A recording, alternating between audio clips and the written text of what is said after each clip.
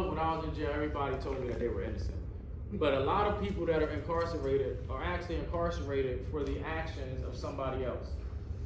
My brother that was shot and killed, the first time he was arrested was 16 years old, and I remember because he was all in high school, and he called me and my brother in the middle of the night to come bail him out. But what happened was, he was driving, he was one of the first people to get your license, and I don't know if you guys know this or not, but what cops do is, if you're driving and the cops find something in the car, if nobody claims it, it goes to the driver.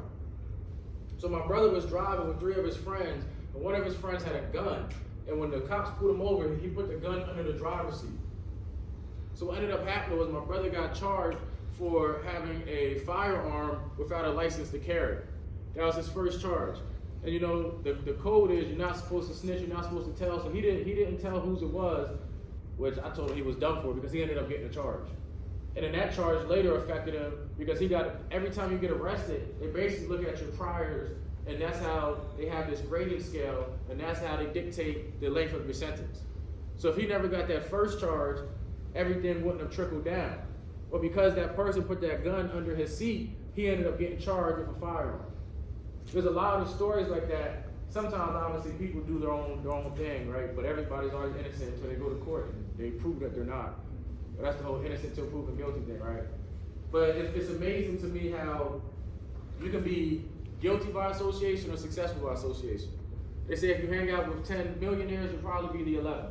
But if you hang out with 10 people that are doing the wrong thing, you'll probably be the 11th person doing the wrong thing. Peer pressure is a very strong influence. And believe it or not, the younger that you are, they say our brains don't mature to the full growth until we're 25. I've heard rumors that females are at a younger age. I can't dispute that. But if our brains don't mature to the age of 25, then on top of that, you add drugs to the mix. On top of that, you add these risk factors to the mix, especially what people are exposed to. Sometimes we can see exactly why people end up how they end up. So that's good. You guys can hold on to these papers. I wanted you guys to do this so we can talk about it a little bit. But like Dr. Jesse just shared me, there's some social workers, some psychology majors, there's people, police officers, as well as judges and everything like that. This is something I want you guys to keep with you in the back of your head when you run into people, right? Because as we talked about with preconceived notions and biases, when you look at these risk factors, a lot of times we don't realize, but the economic stress of a low-income household, right? Because that makes somebody feel like they have to go sell drugs to make money to help out their family, to help out their mom and their dad. Because I know people who wake up and they don't eat breakfast. I know people that go to sleep and only eat oodles and noodles. And when your belly's hungry, you're not thinking rationally, right? I know people that don't have basic needs like food, shelter, housing. Well, shelter and housing kind of go hand in hand, but Maslow's hierarchy of needs, there's certain things people need in order to feel safe. And when you can't get that basic bottom tier, you're never going to be able to move up that hierarchy of needs. So thank you guys for participating with that. So when you guys see this middle picture, what is it that you think? I need somebody on this side. This side, you guys are amazing. There's no right or wrong answers on this, by the way. But when you see that middle picture, what's the first thing that pops into your head? I'm thinking it's more of like the influence that your parents have on you, like what they tell you, you will eventually end up telling other people or along with throughout your life. I like that. I see you like kind of raise your hand. Just like you learn from your parents. You learn from your parents. I like that. So all of these kind of go hand in hand. I'll start with this one first. It says mindful father, and this was a class that was offered. And believe it or not, remember when I said that jail's supposed to rehabilitate you, and rehabilitation comes to education? When I was incarcerated, I took a class on fathering. Obviously, I took the class because the more classes you take, the more you get off of your pod. If not, you just stay in this pod all day with 30 people that are all doing their own thing. But if you take classes, you're in and out mix, the day go a little faster. Like the thing about jail, it's not that jail is hard. You just have so much time on your hands that you start driving yourself crazy. So that's how I ended up writing a whole book while I was in jail. I ended up writing a lot of raps. I thought I was gonna be a rapper when I got out of jail, but my wife killed that dream. But there's different classes that you can take, right? Because when you look at the father effect and the effects that having an active father in your life have on a kid, more likely to have healthy relationships, more likely to feel emotionally secure, less likely to drop out of school, less likely to struggle with psychological challenges, and more likely to avoid high-risk behaviors. So when we think about this middle picture, and you see two parents talking to one kid, and then the one kid having the beautiful things to say like the parents have, that the parents are saying to them, the reality is the things that are poured into you are the things that you pour out to other people. But a lot of times, if you remove the father from the picture, that other side isn't the little purple, it's called them butterflies or flowers, right? The other side is a lot of negative, toxic, poisonous things. And the other side of that is social media, right? Because there's a lot of negativity out in the world in general. That's why it's so important to get around positive people. But when I see this picture and see the effects that the fathers have, and no disrespect to females, I think mothers are very important as well, but fathers specifically can help yield some of the behaviors that we see in some of the adolescents that are coming up. But again, nobody's perfect. You can't make somebody do anything. So before I went to prison, I like to talk about the challenges before and then the challenges after, because what I realized is there's this thing called perspective, and some of the perceived things that we see aren't necessarily true, right? Because before I went to prison, I say I had a lazy mindset. I played basketball, but the truth is I was just naturally gifted, so I was able to score 1,000 points. But I started smoking weed when I was in like 7th grade, and me and my friends used to drink in high school. So think about drinking, smoking, and still going to score 1,000 points. That's why I say I had a lazy mindset. Selling drugs, lack of a stable job. I had a lawn care business, but I never liked working for somebody personally. Somebody telling me what to do just didn't really vibe with me. Go figure, now I'm married. Financial stress and loss of a scholarship. So my parents got divorced when I was 6 years old. When my mom moved to the other side of the city, my dad stayed in the same house with me and my brother, and one day there was a drive-by shooting and bullets came ringing through our front door and he said we had to move. So if you would look at my risk factors, I would actually be relatively high. With having ADHD, with having a single parent household, with living in a bad environment, right? But these are things that I didn't know prior to being educated on. On top of that, when I got a little bit older, I lost my scholarship. But what I've learned is there's a lot of things that go into when you reach a certain level, right? Because before I lost my scholarship, all the things I just mentioned added up to that. After jail, I was on parole. My record affected me getting a job. That's why I kind of got a bunch of jobs that I didn't like. I couldn't get my passport. That one really hurt me because my wife and my daughter went on a cruise with my dad, and I couldn't go. And I tried to talk my wife out of going on the cruise, and she ignored me. Would you guys go on a cruise without your significant other? Yeah? Oh, shoot. I had a curfew, legal fees, and restrictions. So I was on parole for 5 years after being released from prison. The way the parole works is, when I said I was sentenced 2 to 5 years. So what happened was the DA and my lawyer agreed on 2 to 4 years, but they don't let you be on probation and parole at the same time. They kind of intersect, right? You don't need a probation officer and a parole officer. Parole supersedes probation because probation is local, county, parole is state. So they agreed to close out my probation and they'll put me on parole. And what happened was the judge said he didn't want to accept that. This is the same judge that threatened to aggravate my sentence for no reason. I wasn't even in court talking. But he said he wouldn't accept it. He told my lawyer and the DA to get together and figure something better out. Court was in recess. So when we came back to court, well, before we came back to court, the DA walks over to my lawyer and says, "What do you want to do? You could just take me to trial and kick my ass." And my lawyer looked at me and said, "Do you want to go to trial?" I said, "Nope." Because what happens at trial is it's a gamble, right? If there's 12 people there and 12 people say that they think you're guilty, well, you're guilty. 12 people say that you're innocent, you're innocent. However, when you go to trial, everything is aggravated. So instead of a 2 to 5 with triple RLI and boot camp, I'm getting 4 to 8. I didn't want to spend 4 years of my life incarcerated. The truth of the matter is, after spending a month in jail, I was like, this is enough. A day was enough for me, but it doesn't work like that, right? You don't go in jail and tell them, like, hey, I learned my lesson, let me out. So when he said that, my lawyer and the DA agreed to up the back end, which was the 4 years, and they put it to 5 years, and the judge accepted that. So when sitting in court in an orange jumpsuit with my family behind me, the reality was anything they offered me, I was just worried about that front number because I knew I had boot camp, so I knew I would be getting out in about 6 months. Because I was 6 months in when they did that, so it took them a month to go up to Camp Hill. I was in Camp Hill for a month until they took me to boot camp, which is in Catharsis, Pennsylvania. Does anybody know where that's at? It's like up by Erie. There's a bunch of deer and moose up there. It's the first time I've ever seen a moose in my life. If you don't know what a moose is, it's like a deer times 3. So I go the whole other side of Pennsylvania to a 6-month boot camp program, all because the judge ended up putting my back number up. So when I was released, what I didn't think about was now I'm on parole for a whole extra year, all because the judge didn't accept that one deal. And I still don't know why he didn't accept it today. Oddly enough, I'm friends with a lot of judges. He is not one of them. But the point is, the way parole works, whatever time you do while you're in jail, you're on parole for the rest of the time while you're out of jail. And parole is basically free jail, right? Because if I have a 9 o'clock curfew and my PO happens to come to my house at 9:01 and I'm not there, he can violate me and put me back in jail.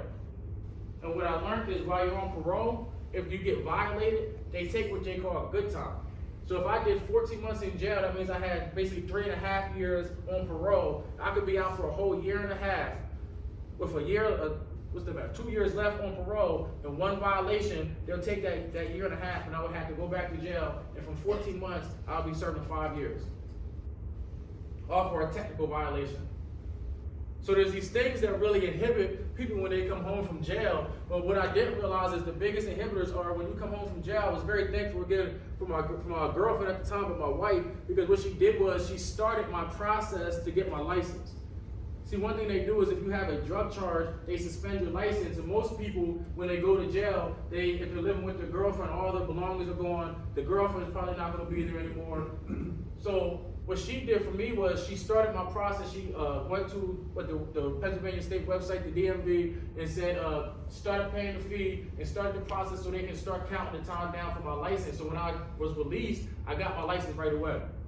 Most people, when they're released, they have to wait. If the license is suspended for a year, 2 years, 3 years, 6 months, however long the license is suspended, they have to spend that time without a license. So I want you guys to put yourself in the shoes of somebody that's just released. You get out of jail, and your PO tells you have to get a job. The only way to get to that job is to drive. Well, I'm not going to say the only way, but most people think that way. Because now they have Uber. I tell people you can get a bike, you can ride a bus, but most people are willing to risk driving to their job because they need a job without a license. So then what happens is if you get pulled over, you're not allowed police contact. So now you get pulled over because you don't have a license, because when the cops get behind you, they run all that stuff, right? So they see you don't have a license, so now you get violated for A, not having a license, and B, having police contact. But you're not allowed to get a license, but you have to have a job. On top of having to have a job, you have to have a place to live. See, again, I was fortunate that my wife did what she needed to do, because when my probation officer, while I was in jail, my parole officer, I should say, came and they checked the house, right? There's all these little checklists that they have. It's just like you're not allowed to have any weapons, so we couldn't have like a gun in the house. If you have like a knife, it has to be in the kitchen or else it's considered a weapon. Like you can't live with any other parolees. If somebody's on like the child registry, you can't live in certain areas. So if my mom lives by a daycare and I'm on the registry, I can't live with my mom, but I don't have anywhere else to go. So a lot of people go to halfway houses. They call them halfway houses because it's like you're halfway free, but you're halfway not. So now the problem is most people get out and they don't have a state ID or a driver's license, but they have to get a job. Without that identification, you can't get a job.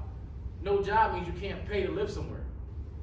Because believe it or not, my parole officer said, I can't live there for free, which is like weird, right? If she doesn't live there for free, why do they care? But I had to make sure I'm paying rent. And then they come, when I first got out, they came every 2 weeks. And then after I was out for like a year, it was once a month. And then after I was out for like another year, he came like every 3 months.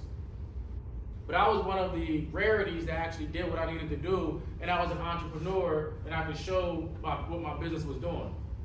And during the time I was on parole, we were fortunate enough to buy our first house.